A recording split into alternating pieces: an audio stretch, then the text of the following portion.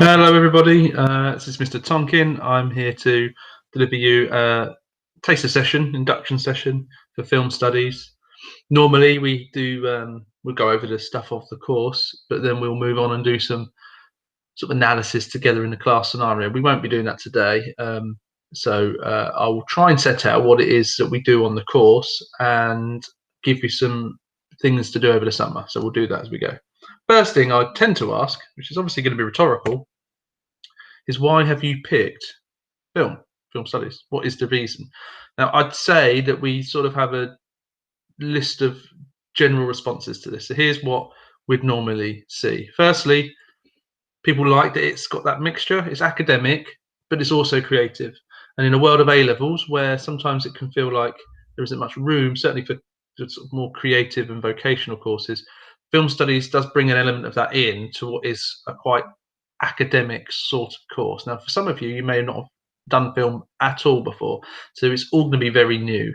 And there's no real way of preparing you for that. If you've done GCSE before, of course, you've got an idea about what film studies really entails. But maybe through this little quick video, you'll get a little bit of an idea. Okay. One way of describing it is English literature meeting creative arts. So that same idea of academic and creative. So that could be a way of trying to understand what the course is. With English Lit, you would be unpicking and get your teeth into particular novels and set texts. Well, it's the same idea with film. We often refer to films as texts, actually. So the idea is that we don't just watch the films, but we read the films and we pick them apart. Again, I'll show you what films they are as we go through this. Another reason, lots of people, they may want to go off and study something in the world of film or media. Journalism as well is sort of somehow involved. I mean, not because we cover journalism as such, but it's a good starting point, a good standing for someone going off to that sort of career. One, because you get used to writing, and it's the nature of unpicking popular culture and those sorts of things that perhaps does relate to that world. Some will go off and do what we call like joint honours degrees, and there are lots of things out there. It doesn't have to be university first of all, but if it is university, it doesn't just have to be straight film or straight media.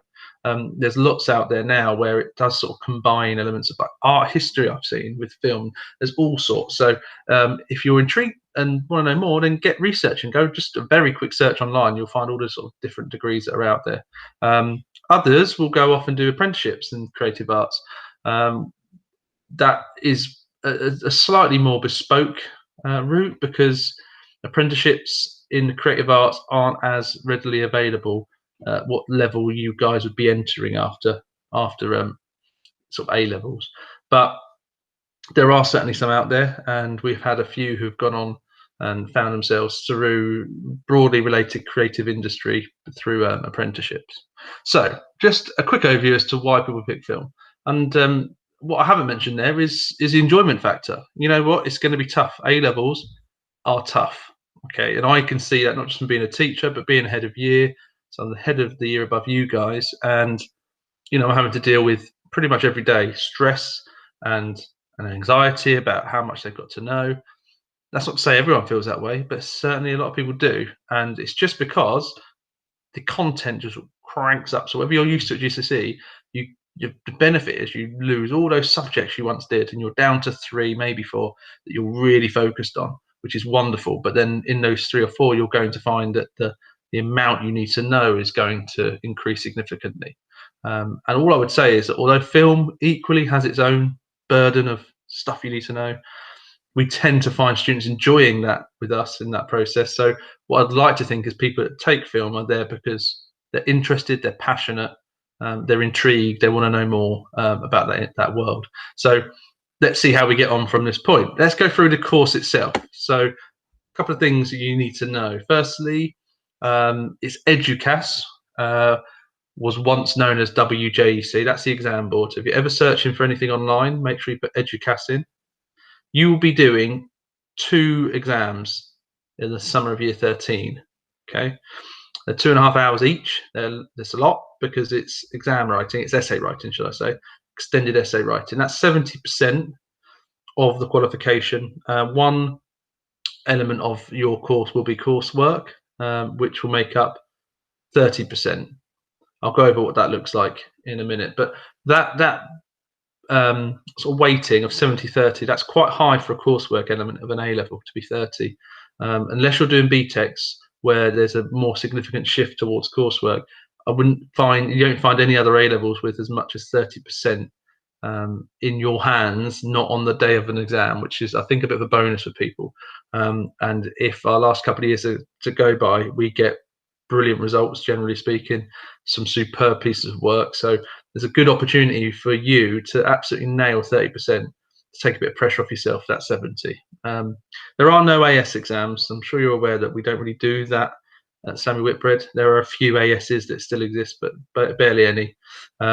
So you won't have anything at the end of year 12, whereas maybe if you've got older siblings, they would have done ASs in year 12. That doesn't happen anymore. So what happens at the end of year 12 is we do these internal progression exams. And it's essentially what you might call a mock, but it's done in exam conditions, as close as we can get to that anyway. And you will sit and do whatever exam content you've covered in the first year. And then we'll mark that, and it will be a determining factor for your continuation on each course. So there are some students where it hasn't gone well, year 12, and they get to that IPE and it still hasn't shown any progress perhaps within that exam. And so there may be a conversation to be had about continuing on the course, whether Samuel Whitbread's right or not. So those are the sorts of big things for you to know, how the sort of A levels work. But I would say it's quite rare. And as long as you're willing, you're eager, you're showing that sort of willingness, we as a department, I would say, fairly well known for being supportive, and we will always find a way to work with you. So just please show us the right attitude and we'll give you everything you need back. One other thing to consider for the exam, for the course itself, is this particular textbook. I say buy this textbook at the top, and you don't have to buy it. What I would say is that it could be very useful. So here's how it works on the film course. There's so many different films for us as teachers to select. So we get a list of, say, 7 or 8 films for each topic, and we pick which ones we're going to do for each topic. Therefore, a textbook like this cannot cater for every single film. So it doesn't have all of the films within this textbook that we study. So it's not going to be a Bible like you might get in other courses where essentially the whole thing is in there. Structurally, it goes through the whole of the sort of specification of the course, but it might focus on a film that we're not studying for different chapters. So just bear that in mind. But what it will do is it will offer terminology that will help. So lots of technical language, basically the language you need for film. It will have that not just defined, but with examples from across the history of cinema, right? So that's in there. There will be other little bits and pieces from our topics that are covered. Top of my head, I know Pulp Fiction's in there as a section. I believe La La Land is in there as a section. So you're going to find there will be content from our selected text. There will be some in there. And the other thing it does have is an overview of exam questions and how to write. So that can be quite useful, as well as some other little tips and pieces on the coursework element. So quite pricey, I know, a lot of money. One way around that is to consider, if you know anyone who's taken film in the years above you, particularly current year 13s, a couple of years above you guys, if you know anyone, they may have bought this, and obviously they're not even sat the exam in the end with everything that's gone on. So I would see if you can get hold of them. They might give you it for a tenner, and there you are, you've saved yourself a load of money. So there's the textbook. Summer work. I want to just give you an overview of this. It's a document, a Word document. We'll save it as a PDF as well, actually, just to make sure you can get it in different ways. Maybe even a Google Doc, thinking about it now. We need to make sure you have access to it. It's essentially, it's not the document itself, it's just the terms that are on there. What we've given you is a load of technical film terms, and you just have to just define them or explain them. And a visual image could be the way to do that. This doesn't need to be a visual image, but it's just that it might help. So if you are doing it electronically rather than by hand, but if you were to produce this document any way you like, don't feel like you have to fill in the particular table we've given you. It's just making sure you follow the table with all the terms on it, and that you have an understanding of what each of them are. There may be a few that you struggle to define, and if you do a bit of research but you still can't figure it out, please don't worry. It's just to get your brain into that sort of world. Some of you, if you've done film before, will know a lot of the terms because you'll think, well, we covered that in GCSE. It's not a case that we are going to bombard you with lots and lots of new terms. Actually, it will probably more likely be using the terms that you're already familiar with if you've done film, and just digging that bit deeper. And so your breadth and depth of knowledge will probably broaden. That's where we'll go with that. I've put a point here that we've asked for an example. So, for example, if you're watching stuff over the summer, you might just use whatever you're watching and think, okay, I'm going to look out for a particular technique and I can add that in. Or it could be the other way around. You go from the document, you start researching. It's up to you. But we wouldn't say every single one needs to have examples next to them, but put at least 15, which, considering the length of the document, that's not an awful lot, to be honest. So we'll leave that in your hands. It's definition, it's explanation, and some examples. That's what we're after. Okay. Other thing to consider is getting yourself a folder. Now, GCSE level, it's all very sort of catered for you. In other words, teachers and departments sort of, for want of a better word, they sort of spoon feed, generally speaking.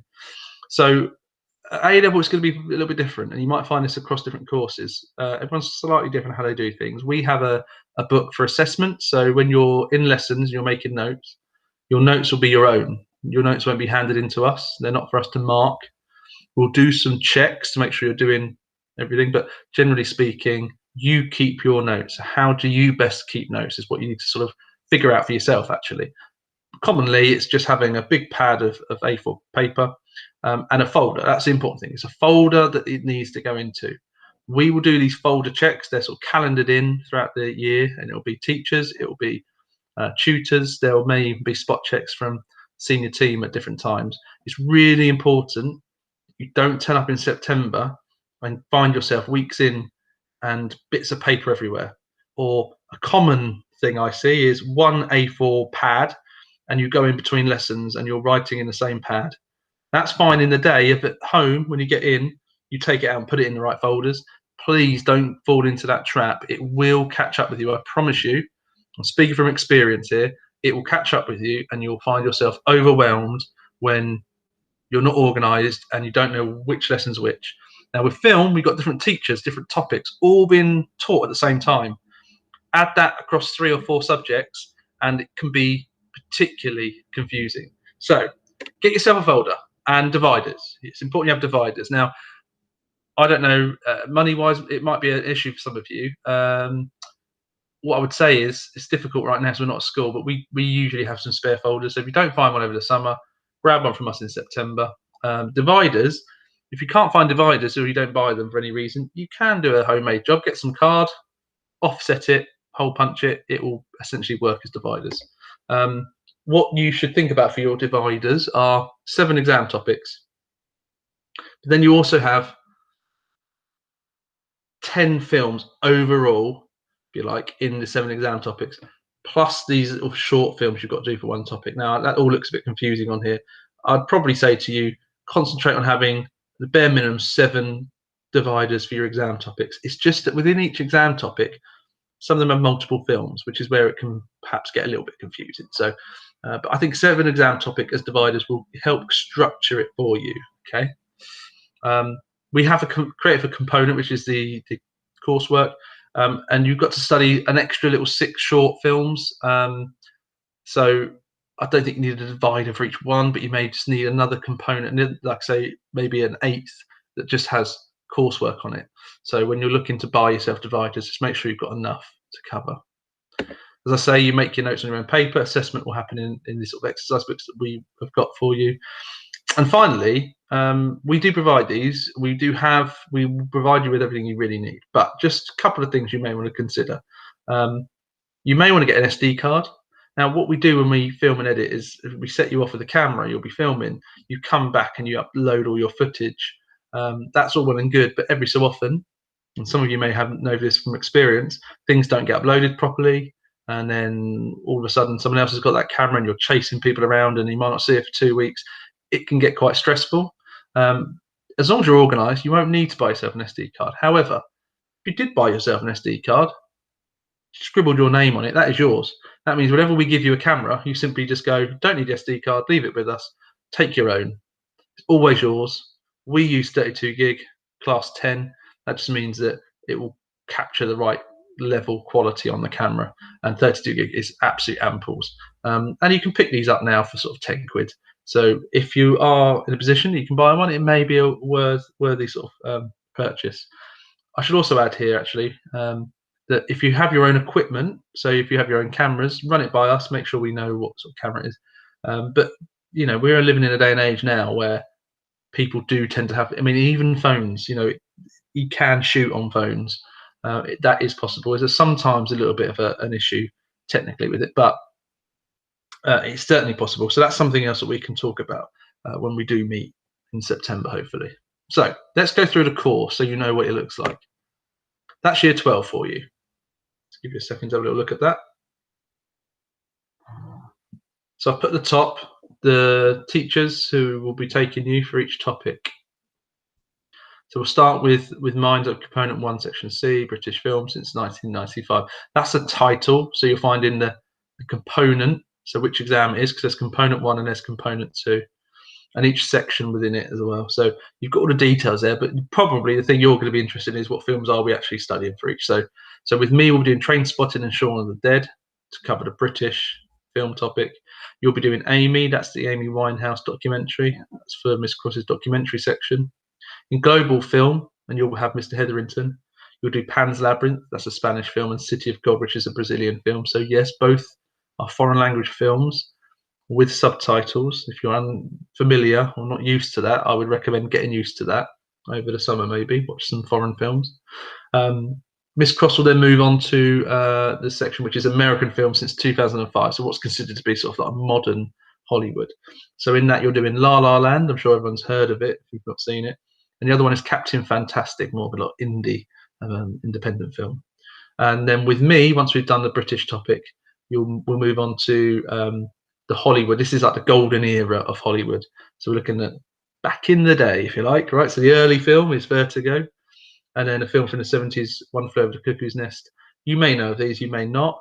I wouldn't worry at this stage thinking I need to watch these films. Actually, I think don't watch them. I'd much rather you all experience it in the lessons with us. We will watch every film on the topics here in lesson time. So occasionally we may be stuck for time. We might ask you to watch something at home, but generally speaking, we'll watch it in lesson. And like I say, I quite like people experiencing it with us. So honestly, I wouldn't go and watch these films necessarily, but I'll give you some ideas on films to watch in a minute. Okay, and then that's year 12. That's most of the A-level content you're about to see, because in year 13 it's going to look a lot lighter. So Miss Cross is done with all of her exam topics at that point. So me and her will start off then looking at what is component 3, the coursework, the production element. And just to go through a few details on that, you will be required to make a short film, or you could do the other option, which is to write a screenplay. And alongside that screenplay, you would produce a digital storyboard. I won't go into all the details of it, but broadly speaking, that's what you'll do. It's probably more people probably make the short film than they do the screenplay. It's just depends on what your skill set is. Some people you'll be watching this now and thinking, I've never done film before, so therefore I've got nothing to base it on. Well, firstly, you haven't got to make a decision for a year, so please don't worry. You'll soon get to know, I think, from when we're in lessons. We'll have lots of examples that you can watch and read over for screenplays. So I think really don't panic about it, but just as long as you engage with the course as we go through year 12, I think it will naturally come out. By the time we get to year 13, I think you'll probably have made your decision. You will produce, by the way, an evaluation to go alongside that. So that will be your 30% coursework in that column there. Meanwhile, Mr. Hetherington, he'll be teaching you the silent cinema topic. So the 4 films I mentioned earlier, so they're short films by Buster Keaton, which you may have heard of, but you'll certainly enjoy those, I'm sure. And for me, we'll do Pulp Fiction for the experimental film topic. So we'll also do that. But really, we're in a good position because we'll be then focused on sort of revision, getting you ready for the summer exam. So just to show you the assessment objectives in the course, so you basically got 3, right? Broadly speaking, AO1, AO2 is your exam. That's what you'll be judged on. AO1 is knowledge and understanding. So you'll prove that just by the content of your essays. So it's the terms you've used. It's just essentially the knowledge that you can impart in the particular essay you've been set. But AO2, you should see, is a little bit more involved. It's the tricky part. That is the essay writing, really, because that's about how you construct your arguments. So you've got in there about analysing and comparing. It's using critical approaches, which I won't worry you with just this second. Your evaluative skills. So, and also you will be also asked, part of your evaluation for your coursework, you'll need to be able to evaluate your own work and compare it to professional ones. So it's the ability to directly answer the exam question and to weigh up, so it may be that you're producing a piece of analysis looking at a particular theme issue that's been dealt with in the question, but it's the way in which you do that. That's where your AO2 marks come from. So when the examiners mark it, you'll get AO1 and AO2 marks separately, and they'll join together to give you an overall grade. So yeah, more detail on that as the course goes on. AO3 is just your creative abilities for your film or your screenplay. So it's about, okay, I understand film now better. By that point, I should hope you do. And it's, can you apply it in a creative manner? So they're the assessment objectives. Okay. Final thing from me is, what else can you do? Because I think some of you will be sitting there thinking, well, what do I do at this point? Well, watch films. That's the first thing. Watch films. We want people to be film lovers. And what I would urge you to do, people watching this right now, is think, what sort of films do I watch? I was really toying with, do I provide a list? I don't want to provide a list. There are lists everywhere. You can go and find out different sorts of films, critically acclaimed films. All I would say is, try and move out of comfort zones. If some of you are sat here watching this and all you do is watch mainstream cinema and particularly like the sort of just the comedy output, that sort of stuff, as great as that may be, it does serve a purpose. Do try and develop your tastes. So what could you watch? You could go and watch some foreign film, because I think that's a really challenging thing to do. Some of you would have been used to doing that in the GCSE because we did let the right one in. But go and find out others. There are brilliant films from all across the globe.